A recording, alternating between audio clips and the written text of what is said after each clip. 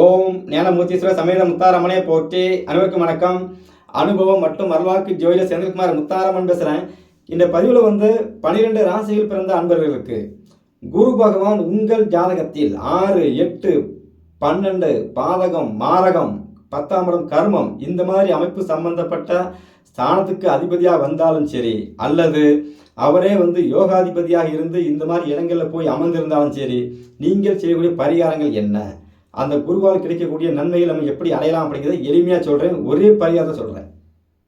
குருனா என்ன? குருனா தங்கம், குருனா கௌரவம், குருனா குழந்தை, குருனா நீங்கள், குருனா உங்கள் வம்சம், குருனா இந்த இறைவன், இந்த பிரபஞ்சம், இது எல்லாமே குருவுக்குள் அடக்கம். இந்த குருவை நீங்கள் எப்படி உங்களுக்கு சாதகமாக கொண்டு வரலாம்? இந்த குரு எல்லாருக்கும் ஒரே மாதிரி இருக்கிறாரா? இல்லை. ஒரு ராசிக்கு யோகமாக இருந்தால் ஒரு ராசிக்கு பிரச்சனையாக இருக்கிறாரு.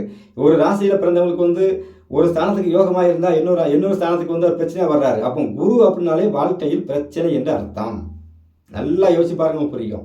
குருனா என்ன? இந்த பிரபஞ்சம். இந்த பிரபஞ்சம் உங்களுக்கு எல்லா வகையிலையும் சப்போர்ட் பண்ணுமா? இல்லை. ஒரு விஷயத்த நல்லது கொடுத்தா ஒரு விஷயத்த தொல்லை கொடுக்கும். சரி, குருனா குழந்தை. உங்கள் குழந்தை நீங்கள் பெற்றெடுத்த அனைத்து குழந்தையும் உங்களுக்கு யோகமாக எல்லாருமே உங்களுக்கு யோகமாக இருப்பாங்களா? இல்லை. யோசிச்சு பாருங்க, புரியும். ஒரு தாய் ஒரு தகப்பன் சேர்ந்து 4 பிள்ளைகளை 5 பிள்ளைகள் பெற்றெடுக்கிறாங்கன்னாச்சுன்னா அந்த 5 பிள்ளைகளையும் அந்த தாய் தகப்பன் வளர்த்து முழுசாக ஆளாக்கிடுவாங்க. ஆனால் அந்த 5 குழந்தைகளும் கடைசி காலத்தில் அந்த தாய் தகப்பனை பார்ப்பாங்களா அப்படின்னாச்சுன்னா அங்கேயே குரு மைனஸ் வைப்பார். ஏதோ 2 குழந்தை தான் உங்களை பார்க்கும், இல்லை 4 குழந்தை பார்க்கும், ஒரு குழந்தை பார்க்காது. ஏன்? குருவின் தன்மை அது. அப்போ இது எல்லாருக்கும் விடிவு என்ன? அப்போ அந்த குருவை நம்ம எப்படி நம்மளுக்கு யோகமாக செயல்படுத்துறதுக்கு நம்ம என்ன செய்யலாம்? குருவால் கிடைக்கக்கூடிய கௌரவம், குருவால் கிடைக்கக்கூடிய குழந்தைக்கு கிடைக்கக்கூடிய செல்வங்கள், குருவால் கிடைக்கக்கூடிய உங்களுடைய அதிர்ஷ்டம், குரு என்று சொல்லக்கூடிய இந்த பிரபஞ்சம், குரு என்று சொல்லக்கூடிய ஒரு கௌரவம், இது எல்லாம் உங்களுக்கு பரிபூர்ணமாக கிடைக்கிறதுக்கு நீங்கள் செய்யக்கூடிய பரிகாரம் என்ன அப்படின்னு கேட்டிங்கன்னா, சிம்பிளான ஒரு பரிகாரம் தான். ஆனால் செய்கிறதுக்கு உங்களுக்கு மனசே வராது. இருந்தாலும் நான் சொல்கிற கடமையை நான் சொல்லிடுறேன். ஏன் அப்படின்னு கேட்டிங்கன்னா, குருனா தங்கம். ஒரு ஜாதகத்தில் 1, 5, 9 இருக்கிறாச்சுன்னா அந்த தங்கம் உங்கள் வீட்டிலேருந்து நிரந்தரமாக இருக்கும். அதே 6, 8 பாதகம், மாரகம், 10ஆம் இடம் கர்மம் சம்பந்தப்பட்ட அமைப்பில் வரும்போது நீங்கள் எத்தனை பவுன் நீங்கள் கையில் வச்சுருந்தாலும் சரி, ஒரு என்ன திசையும் நடந்துட்டு போட்டு ஒரு குரு புக்தியோ குரு அந்தரமோ உள்ளே வரும்போது அப்படியே கொண்டு பேங்க் லாக்கில் கொண்டு போய் நம்ம வைப்போம். ஏன்னா குருவோட வீடே அங்கே தான். குரு இருக்கிற இடமே பேங்க் லாக்கர் தான். அவருக்கு முதல்ல இருக்கிற இடம். அவர் தான் நம்ம வலுக்காட்டாயமாக போய் உடனே வாங்கி இழுத்து பிடிச்சி நம்ம வீட்டில் உட்கார்ந்தாதான் முடியும் அப்படின்னு சொல்லி நம்ம தங்க நகையாக கொண்டு வைக்கும்போது என்ன ஆகுன்னா 2 நாள் இருப்பார். அப்புறம் இங்கே இருக்க அவர் பிடிக்காது, மூச்சு முட்ட ஆரம்பித்தோம். நான் எவ்வளோ நேரப்பா அங்கே இருப்பேன், நான் போகிறப்பா எங்கள் வீட்டுக்கு அப்படின்னு சொல்லி அவர் ஓடிட்டே இருப்பார். இந்த குருவை நீங்கள் எப்படி உங்கள் வீட்டிலேயே உட்கார வைக்கலாம்? உங்கள் வீட்டில் திருமணம் முடிகிறதுக்கு முன்னால் சில பேர் பார்த்தீங்கன்னா கையில் செய்யணும், கால் செய்யணும், மோதிரம் அப்படி இப்படின்னு என்னென்னமோ செஞ்சு நம்ம சிறப்பாக செஞ்சு வச்சுருப்போம். இது ஒரு வகை. சில பேர் திருமணத்துக்கு வரும்போது என்ன ஆகுன்னா, அம்மா வீட்டில் நகை போட்டிருப்பாங்க, மாமியார் கூட நகை கொடுத்த நகையெல்லாம் கொண்டு உங்கள் வீட்டில் நகை வச்சுருப்பீங்க. சில பேர் தாத்தா பாட்டி நகையை கொடுத்துருப்பாங்க, அவங்க அம்மா இறந்து போயிருப்பாங்க, இல்லை இருப்பாங்க, அவங்க நகை கொடுத்துருப்பாங்க. இந்த மாதிரி நகை அவங்க வீட்டில் இருக்கும். இப்படி எல்லா நகையும் நீங்கள் ஒன்றா சேர்த்து செய்ய மாட்டீங்க. உங்களுக்கு செய்ய மனசு வராது. இருந்தாலும் நான் சொல்கிறேன், ஏன்னா சிறப்பான பரிகாரம். அவ்வளோ நகையும் ஒன்றா சேர்த்து குரு உங்கள் ஜாதகத்தில் 6, 8 பாதகம், மாரகம், 12 கர்மம் சம்பந்தப்பட்ட அமைப்பில் இருக்கிறதுனால நீங்கள் அப்படியே கொண்டு போய் அதை உருக்கி, ஏன்னா குரு என்று சொல்லக்கூடிய அந்த தங்கத்தை முதல்ல உங்கள் வீட்டில் இருக்கிற 6, 8 பாதகம், மாரகம் சம்பந்தப்பட்டு கர்மம் சம்பந்தப்பட்டு இருக்கிற இந்த அமைப்பில் இந்த குருவை கொண்டு போய் அப்படியே உருக்கி அதை அப்படியே புதுசாக நீங்கள் எடுத்து அதற்கு அப்புறம் அதில் இருந்து உங்களுக்கு தேவையான என்ன டிசைனில் வேணுமோ அதை நீங்கள் செஞ்சு நீங்கள் கழுத்தில் போட்டு பாருங்கள். குரு உங்களுக்கு யோகத்தை செய்வார். இது எப்படி சாத்தியமாகும்? என்கிட்ட 500 பவுன் இருக்கப்பா, நான் எப்படி போய் உருக்க முடியும்? உங்கள் கேள்வி எனக்கு புரியுது. ஆனால் நீங்கள் ஒரு 100 கிராம் நீங்கள் உருக்கும்போது அதில் ஒரு 5 கிராம் 6 கிராம் அப்படிங்கிறது செம்பு சம்பந்தம் கழிவு சேதாரம் போகும். போட்டு, ஏன்னா உங்கள் ஜாதக குரு 6, 8ஆக இருக்கிறார், பாதகம் மாரகம் சம்பந்தப்பட்டிருக்கிறார், கர்மாதிபதி சம்பந்தப்பட்ட தொடர்பில் இருக்கிறார். அப்படின்னா என்ன ஆச்சுன்னா உங்கள் குரு சுத்தம் இல்லாமல் இருக்கிறார். உங்கள் குரு எப்போ வேணாலும் தொலைஞ்சு போகிற அமைப்பில் இருக்கிறார். உங்கள் குரு உங்கள் கையை விட்டு போகிறக்குண்டான அமைப்பில் ரெடியாக இருக்கிறார்.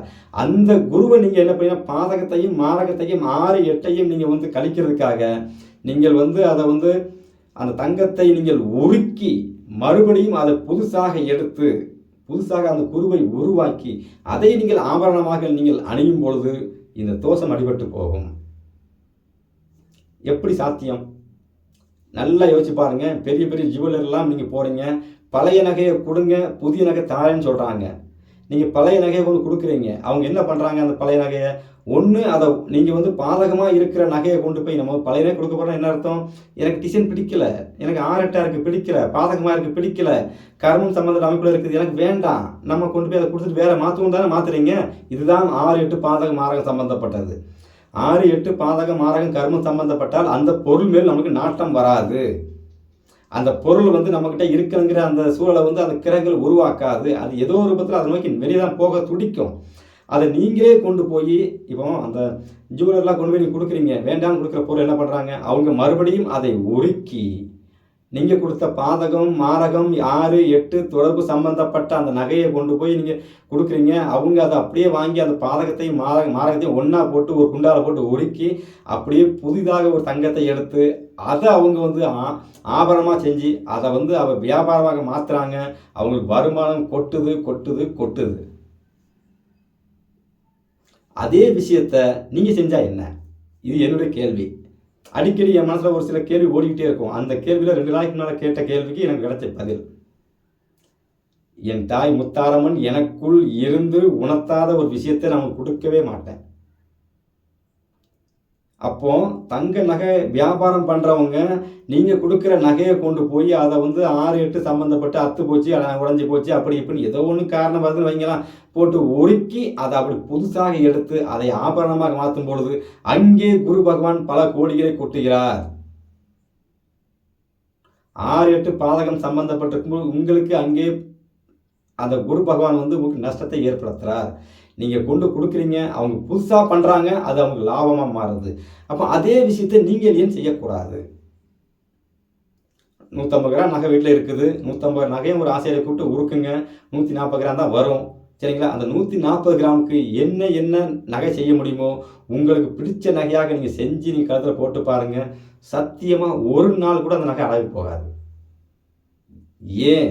அங்கே பாதகத்தையும் 6, 8ஐயும் மாரகத்தையும் கர்மத்தையும் நீங்கள் அழிச்சிடுறீங்க.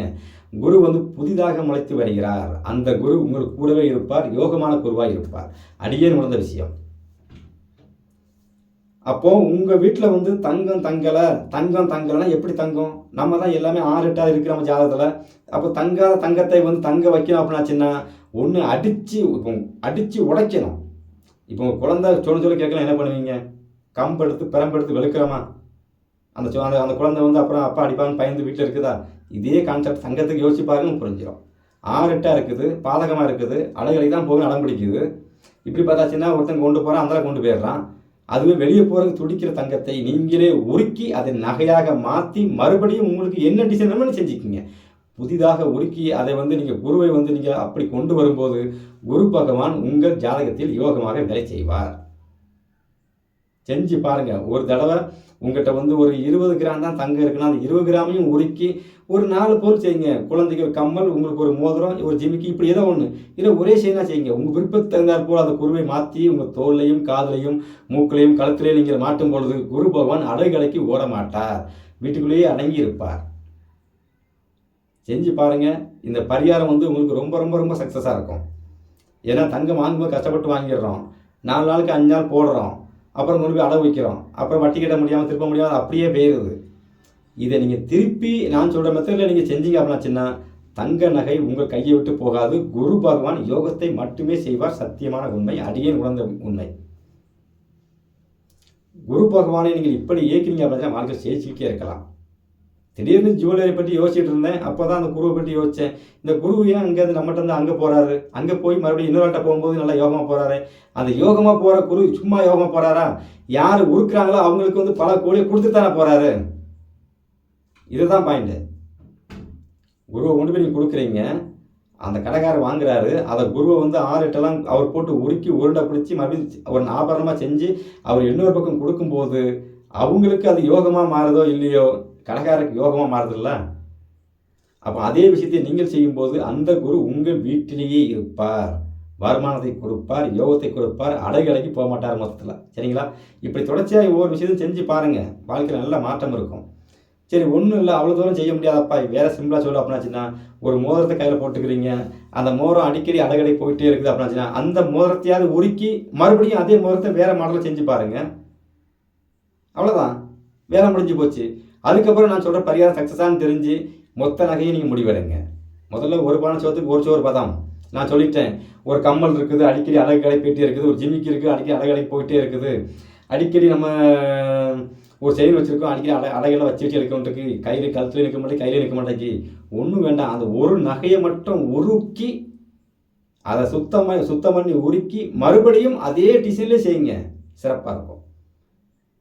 சக்ஸஸாக இருக்குது, சிறப்பாக இருக்குதுன்னு தோணும்ல, அதற்கப்புறம் அனைத்து நகையும் ஒட்டா வச்சு செய்யலாமான்னு ஒரு முடிவெடுங்க, சரியாக இருக்கும். ஒரு பானை சோத்துக்கு ஒரு சோறு பதம். என் முத்தாரம்மன் வாக்கு சரியாக இருக்குமா அப்படிங்கிறதுக்கு இந்த ஒரு சோறே பதமாக இருக்கும். சரிங்களா? எல்லோருக்கும் என் தாய் முத்தாரம்மன் பரிபூர்ணமாக கிடைக்கட்டும். நன்றி, வணக்கம்.